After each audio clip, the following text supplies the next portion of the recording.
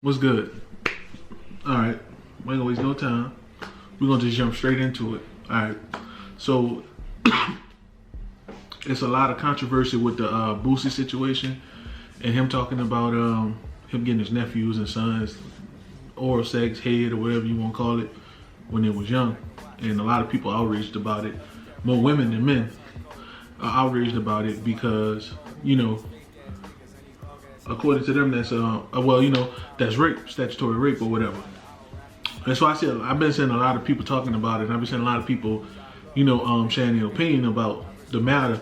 And I wanna do the same thing. I wanna share my opinion about the situation, but I really want to talk about why men,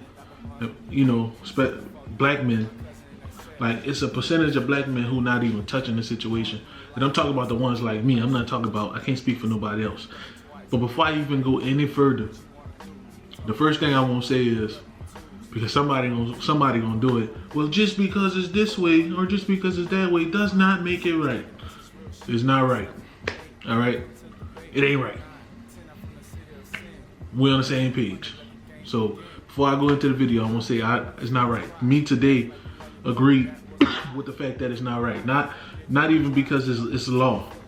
Not even because it's in the law book, because that's a whole other conversation. But just because something is in the law, just because something is a law, don't mean that it's right, And if you don't agree, just go do your research on the different laws and stuff that were put into place, and you tell me if you feel as though those laws were made in the best interest of all human beings being created equally, or was it put in place in the interest of a certain population or a certain race or something like that.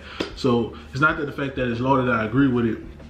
It's the fact that I do believe at a certain age you are developing, and you are very more likely to be influenced at a certain age than when you get older. So that's why I believe that is wrong.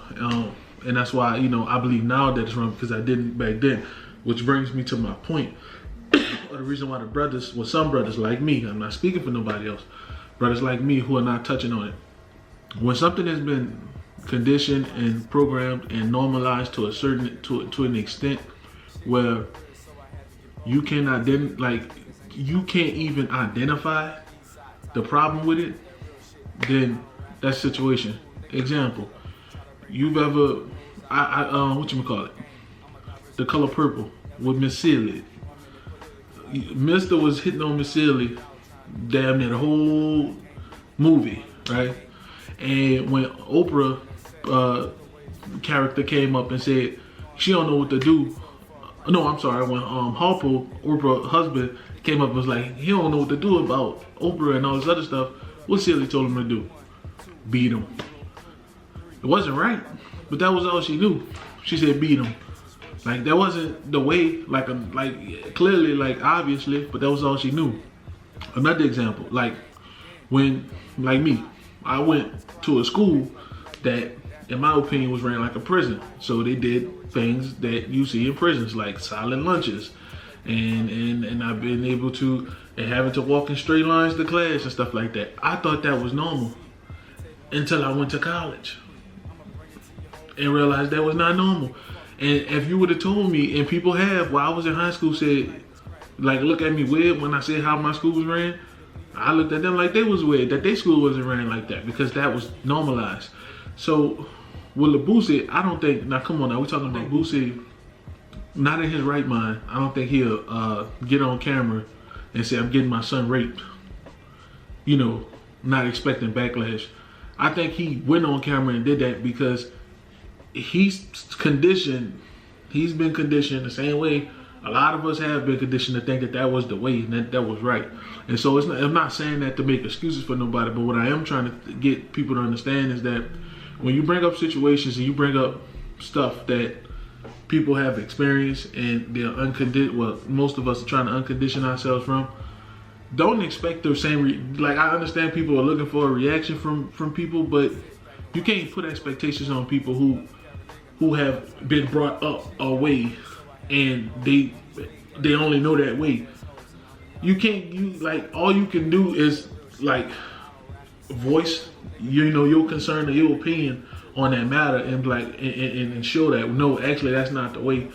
This is, this does this type of harm and stuff like that. Because believe it or not, a lot of people are not educated about that.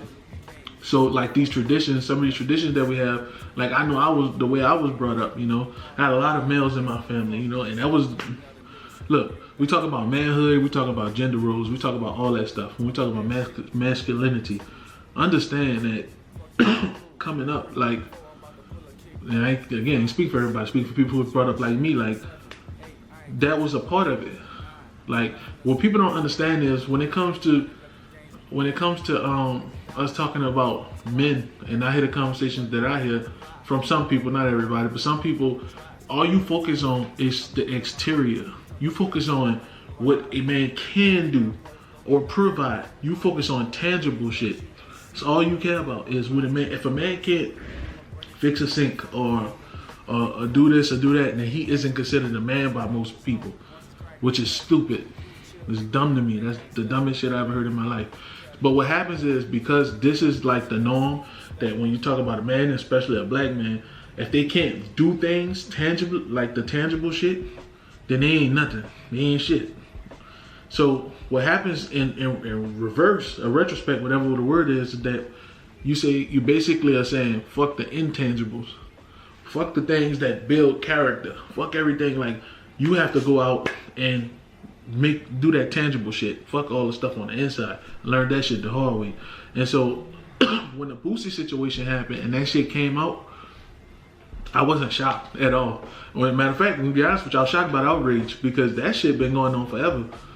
Like, that's what it's been. And like, if we won't break that, like, we really need to start having these, like, it always start with a conversation, but we really need to talk about like what people roles are, and like what's the real man. Like, let's really talk about that, because I don't think people understand like that what you're asking for. And what happens is, again, you put so much oomph into a certain bracket that this shit is being dismissed. Like, if a man cries, men are taught to suppress their emotions, which is deadly. It's killing us, suppressing our emotions.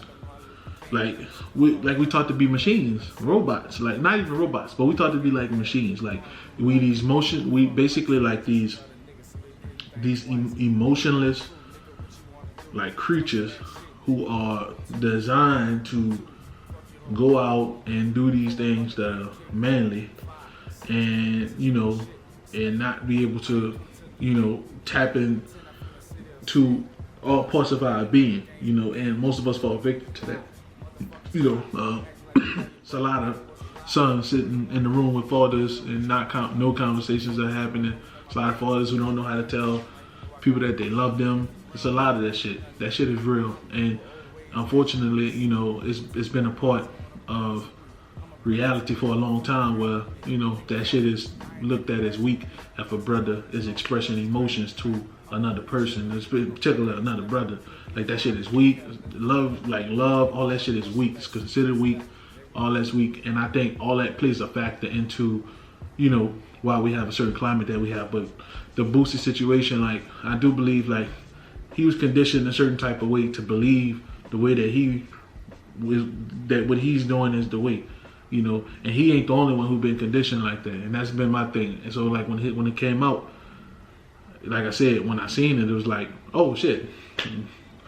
Seeing that 10 times over, what he talking about, like, that's what it is. And not even on the harm, because like, I had to find out, I'll be first to tell you, I found out the harm that being according to other people's definition, with being a man, I seen that with the harm that comes with that. And I ain't taking it, I ain't tolerating it for nobody. You could just go that way, you know what I'm saying? So when that came out, and I asked people, like, if you know people, and like vice versa, men who know women who've been through situation, because it's a double standard, unfortunate double standard. But again, that goes with the conditioning of men and not looking at stuff as what it is. If a grown woman came on to a young brother at a young age, that's applauded. That's whether you feel comfortable with it or not, it's applauded. You know what I'm saying? And I know I felt uncomfortable a couple of times, but yeah. So just look out, because you got people who so outraged about the Boosie situation that I see a lot of people saying, and if you disagree, unfollow. Like, realize like it's more people there's more people who have been brought up like Boosie than people realize. And again, that's why I see a lot of people just not saying nothing about it. And again, I'm speaking for my people who come from where I come from. Yeah, so don't make it right. Don't mean we need to be doing it. All I'm saying is that we won't attack the statutory rape of black men. We got to talk about the way we're conditioning and bringing up black men, and why we down on the inside. And I think that's a conversation that needs to be had, and we need to have it, So yeah, I got my subscribers up, you heard? I'm gonna keep getting them up. Like, comment, let me know what you think about the topic. And yeah, we're gonna keep it happening, we're gonna keep it pushing, we're gonna keep doing our thing. Now my outro about to play, you heard me?